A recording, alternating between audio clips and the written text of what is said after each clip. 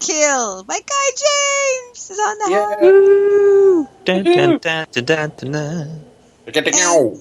Yes. Wah, wah. And introductions. I am Shells from Tacoma. Don't know what that is. Google it. Take a drink. That's the let's talk about the music radio drinking game. Every time she says Google it, that's drinking time. And Nice. Take a shot. We made that up last episode. And then that's Spider in Idaho. No, Ohio. In Idaho. Yeah. Hey, I could do with some extra potatoes. I mean, you can put me in Idaho. That's fine. Yes. But anyway, Ohio. And then we have Kisses Kill here in Seattle. From Mars. Yeah. Mars. So what song did you just play? You played Walls? Yeah, Walls. Okay, so some trivia about Walls. There are 3 basses in that song. 3 different bass guitar parts. And I don't know if you remember the movie Spinal Tap, but there was a song where they all 3 of them all played bass together or whatever. I think I was subconsciously inspired by that or something. But anyways, just that it just sounds funny. You can't really hear it unless you're listening for it, but it is kind of funny once you hear that there's 3 basses in it. And then, yeah, the song was about, I think I was mentioning earlier, I came up with that one in the Vatican, looking at the walls made of gold and kind of thinking about how that golden wall could be used for maybe some better purposes than holding up this structure. Like feeding entire countries or whatever. Okay, I'm not going to preach. I'm done. But yeah, there you go. Oh, and it's also about, because remember I said every song has 2 meanings. It's also about a fallout fight I got into, a fallout with a close friend. Oh. Which a couple of these songs are actually about that. So, there you go. Now you know. Yeah, now we know. The more you know. Dun, Yep. dun, dun. Well, there was that G.I. Joe thing, now you know, and knowing is half the battle. Do you remember that, or am I just old? You're old, old, but I remember it. Okay. Wouldn't they do stuff like that? How Like, old are you guys, by the way? Just so I know what I'm dealing with here. I'm 42. I'll be 43 Okay. in August. Okay? yeah, I've turned 33 this year. Okay, so I'm 37. I'm smack dab in the middle of you guys. That's amazing. Now, how do you feel about that? Smack dab in the Well, you know what? I think it's perfect. It's like an Oreo cookie or something. I'm like the creamy filling. It's fantastic. So geez, what haven't we talked about yet? I feel, there's an boot. Did I just say a boot? See? Yeah. It was close. It was very, very close. It was close. I will say that's the number one thing on Daniel Tiger that they have us change. So every, just to give you a quick idea, just for that show, every week we have to write 4 fully formed songs. Okay, 2 for each episode. Luckily, there's 4 of us, as I mentioned before, so that's 1 song each. Okay, and then the following week we have to do revisions on that song. Okay. And then the week after that, we have to do a brand new song for the next episode. So we have 2 weeks to finish a song, basically. And, geez, where was I going with this? I don't know.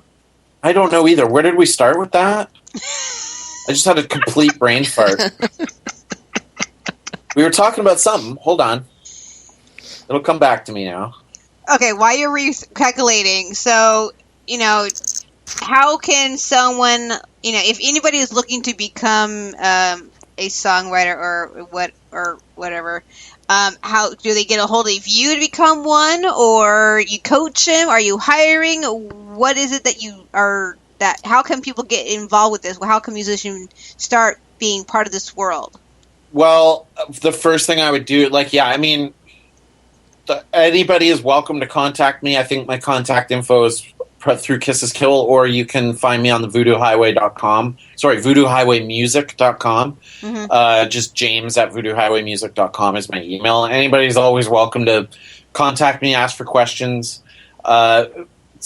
earlier in the episode, I was mentioning how there were some older composers in Toronto who threw us a bone, took us under their wing, and so we try to pay that forward as much as we can. So, if somebody ever wanted advice or wanted to run something past me or see what's going on, I always welcome that. I'm always open and responsive to that.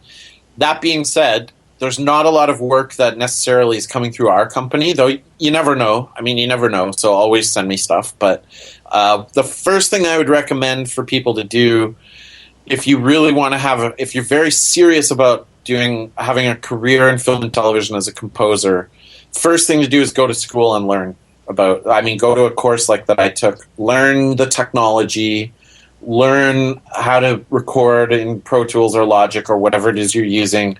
Learn about how to the samples. Learn the composition side, the music side of it, the actual theory and how to put a song together. Okay? Learn those things first. Start young and learn those things first. Once you learn those things, you can't, you can't live in Seattle like me. If I was starting my career, I couldn't even start my career here. That's why I was in Toronto. You need to move to Los Angeles, New York, Toronto, or Vancouver. That's it. Those are your options. You need to move there. You need to move there, and you need to pound the pavement like we did back in the day. I wouldn't have a career like I do if I was just starting in Seattle and had my whole career in Seattle. Maybe I shouldn't say I wouldn't. I would likely have taken a different path, likely more video games. There's a ton of video games in Seattle. So if you're into that kind of thing, this is not a bad place to be.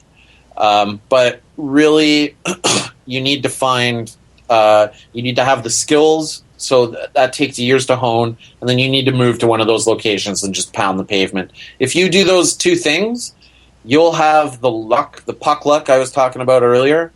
It's just a matter of time. You just have to persevere until the luck goes your way, and you'll get something. Something will come of it, and just keep building off of that. That's my advice. That's my 2 cents. Wow. Yeah, there you go. I'm still trying to remember what I was talking about before. It was something about freak. Can't remember now. That is the worst. I hate when that happens. He said freak. He's trying very hard not to swear, so he said freak. That was very good, though. That was awesome. As a new parent, I've had to really do a lot to clean up my home language. Yep. And so anytime I stub a toe or just something frustrates me or whatnot, it's generally goodness sakes. Oh, yeah. That variation, because, you have to. It's so funny you said that, because that was exactly the next place I was going to go. Was part of the whole reason I've gotten better at it is because of the boys around. So, yeah, little ears pick up on things. Oh, yeah, because she picks up everything now. She picked up stuff before, and she was good at repeating stuff that she'd heard, but now it's instantaneous. If she hears a new word, she's got it, and she'll say it right back to you in a second. And if you slip up and say something bad, she'll be very quick to say, hey, this new word. And then she'll say it a bunch of times. It's also a bit about balance, too. I don't want to completely censor my son's life, but obviously I want to be tasteful about everything. But see, I will say, though, I listen to a lot of heavy music with him. Mm-hmm. He loves Ministry. He comes running into the room when I blast it. He comes running in the room. He understands headbanging.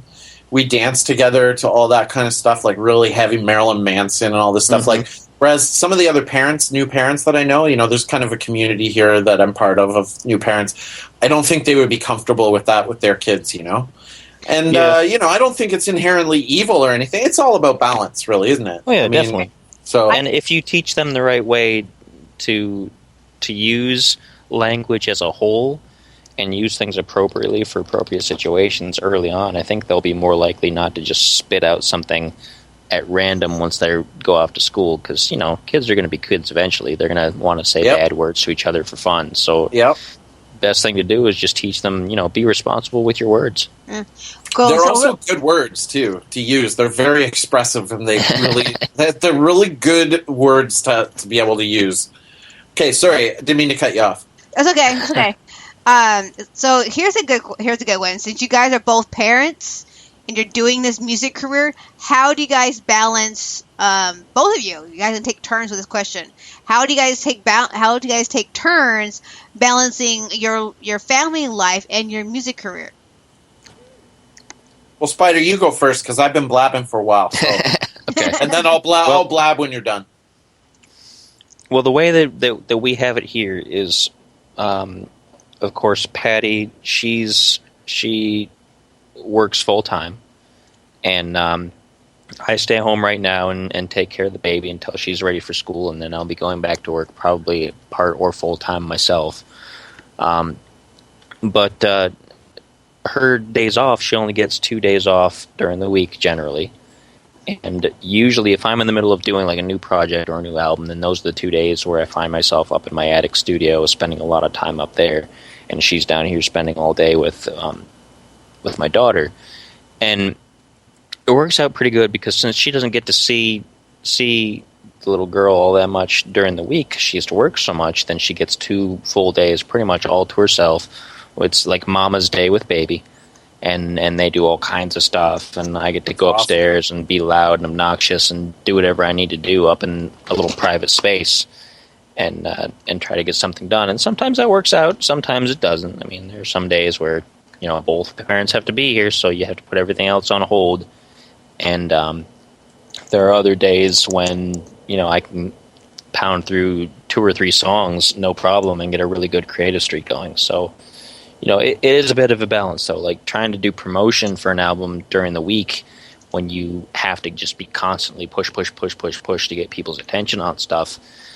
I have to have my phone pretty much glued to my hand to be constantly sending off updates and messages and things. And most of the time, she doesn't really care too much, but occasionally she'll see me on my phone and she'll want to play with it, or she'll get annoyed with me that I'm on my phone, and she'll just be like poking at me and be like, no, okay, so I'll have to put it away for a while and skip what I was doing. So, prioritize is really the biggest thing. I mean, I don't know what exactly I would do if somebody invited me to go on a tour or something. I think I would have a moment, you wouldn't like, go. Deer in the headlights, like, because it's like you want to, because you want to do something like that. That's now, though, right? That's now. In 2 or 3 more years, it might change, right? That's the beauty of kids. It's not permanent, and she might be easier in the future, so you can go away for a weekend and play some shows or whatever. Yeah. But I'm with you. Yeah, I wouldn't be able to go on a tour. Oh my gosh. Yeah, it's definitely a balance right now, but I would have to stay. I would have to stay home. I don't think I'd be able to manage longer than a few days away from my little lady. Yeah. I hear that, man. I just got